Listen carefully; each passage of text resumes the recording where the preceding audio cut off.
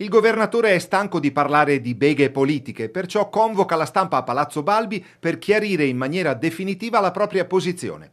Luca Zaia, che guida la Giunta del Veneto, deve pensare alle regionali di maggio e si dice soddisfatto della chiusura non certo definitiva del caso Tosi, segretario regionale del Carroccio, nonché sindaco di Verona, nonché fondatore di Ricostruiamo il Paese, fondazione, e scusate il gioco di parole, che in via Bellerio, sede della Lega a Milano, giudicano realtà politica. L'unica cosa positiva è che si chiude sta vicenda.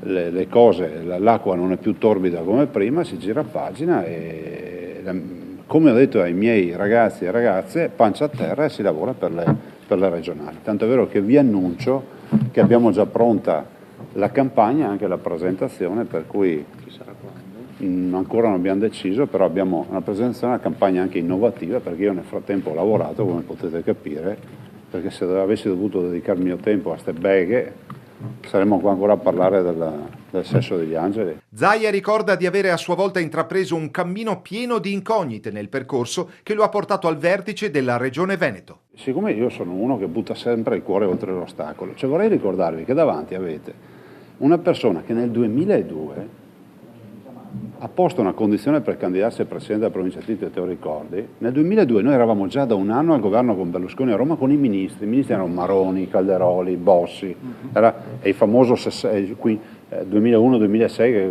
fu quel governo Berlusconi che passò alla storia, no? Bene, io nel 2002, dopo un anno di governo, andai al voto e dissi: guarda, se volete, cara mia Lega, se vuoi che corro alle provinciali di Treviso, io corro da solo.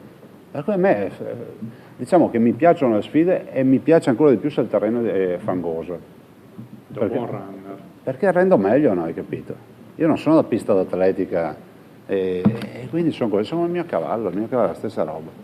Guardate che ognuno della sua vita fa quello che vuole, cioè, mi sembra chiaro che dalle dichiarazioni voglia correre, ne prendiamo atto e si va avanti. Tornando alla vicenda dell'espulsione di Flavio Tosi dalla Lega, Zaia decide di archiviare la questione con poche e chiare parole. Ritengo che Salvini abbia veramente cercato ogni forma di ricomposizione di questa partita, che vorrei ricordare inizia e finisce sulla partita della fondazione.